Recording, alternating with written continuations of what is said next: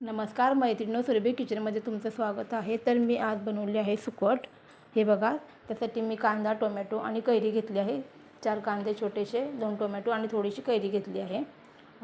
तर पहिली सुकट भाजून घ्यायची, कोरडी सुकट भाजून घ्यायची.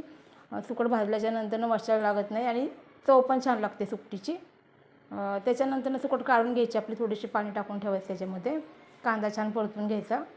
कांदा थोडासा परतल्याच्यानंतर टोमॅटो टाकायचा. कांदा टोमॅटो एकत्रच परतून घ्यायचा थोड्या वेळ, मग मीठ टाकायचं. मीठ टाकल्याच्यानंतर कांदा आणि टोमॅटो पटकन भाजतो आणि गळतो टोमॅटो पटकन. हे बघा, बऱ्यापैकी आपला गळलेला आहे टोमॅटो, कांदासुद्धा.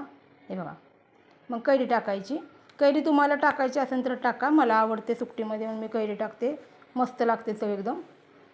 तुम्ही नाही टाकली तरी चालेल, पण एकदा टाकून बघा आणि खाऊन बघा, तुम्हाला आवडेलच.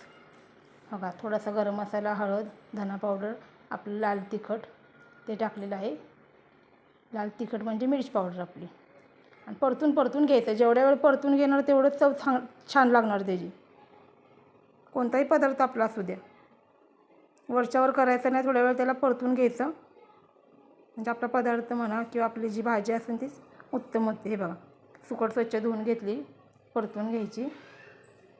बघा, अजिबात वशाला लागत नाही सुकट, लय भारी लागते चपाती भाकरी बरोबर. म्हणजे लाल तिखट टाकायचं, थोडंसं परतून घ्यायचं. हे बघा,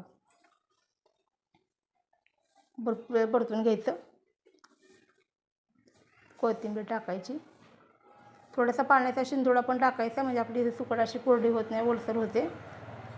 जास्त नाही टाकायचं, थोडंसं टाकायचं पाण्याचा शिंतोडा. हे बघा, सुंदर झाली आपली सुकट. माझा व्हिडिओ आवडत असेल तर तुम्ही नक्की लाईक करा आणि माझे पदार्थ बनवून बघा. थँक्यू.